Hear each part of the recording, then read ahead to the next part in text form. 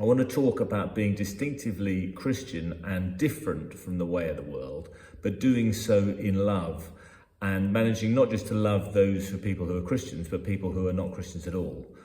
And this is prompted by trying to wrestle with a dichotomy in John's Gospel.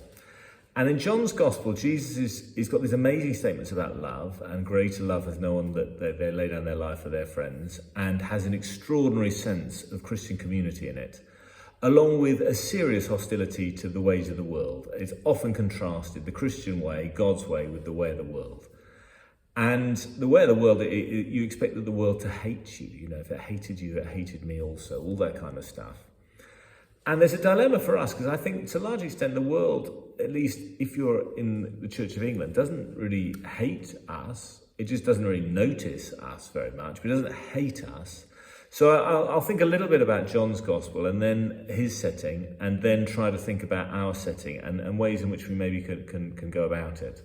Because John's Gospel it's hard to know, but if it's a decent setting, would be kind of northern Israel in the late 1st century AD. And two sets of communities are really affronted with John's community. One is the Jews and the people who haven't become Christians. John is mystified that they haven't, but they haven't. And they think this Christian sect kind of abandoned the Jewish people during the Great Revolt in 66 to 70, and is very hostile to this Christian sect. And the other group of people is the kind of traditional pagans, your everyday pagans of the Roman Empire, who find this Jesus figure, when Paul preaches him and tries to get rid of their statues of Artemis and stuff like that, they put up great opposition. And I think John really was shaped by the only friends in the community of John were Christians. All the people outside really didn't like them. And I think he had an assumption that the outside world would automatically hate the church, the people inside the church.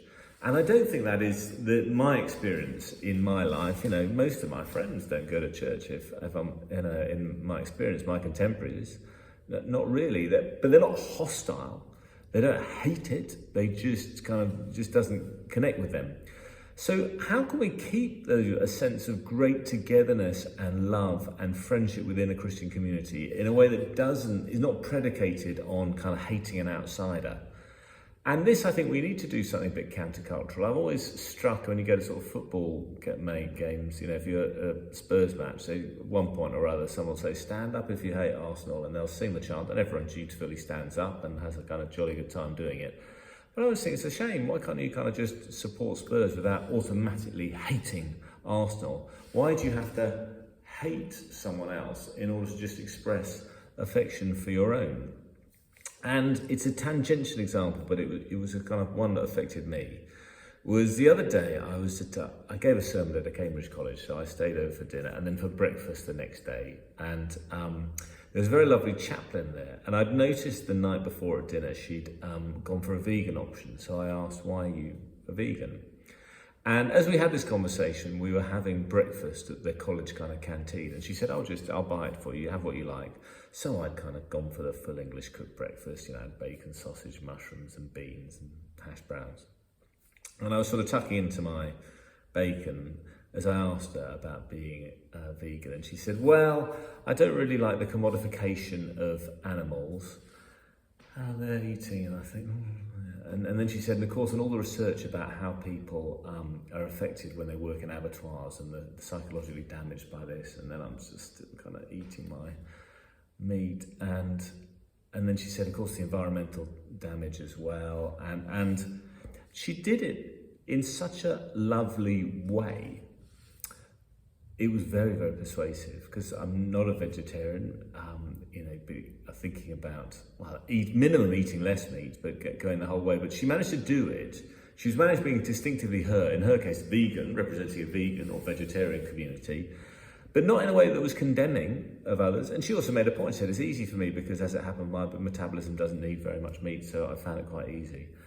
And I really felt, it's not so much about love and hate this, but this is about how to engage an outsider with your community, which is explaining what you're about, not in a way that is condemning the other person's way of life, but also just pointing out your own experience and how you could do it, and doing so with sort of shared compassion. So it was still different. her worldview is profoundly different, and she's got a great integrity in living that out, which I haven't kind of got. I haven't got to that stage. But it was very, very compelling because it was not done in hate, it was done in love. And for me, that was a great model of how we could go forward. Yeah, and still be different. Our Christian way is different to the way of the world, but to do so without an expectation of hatred, just shared love.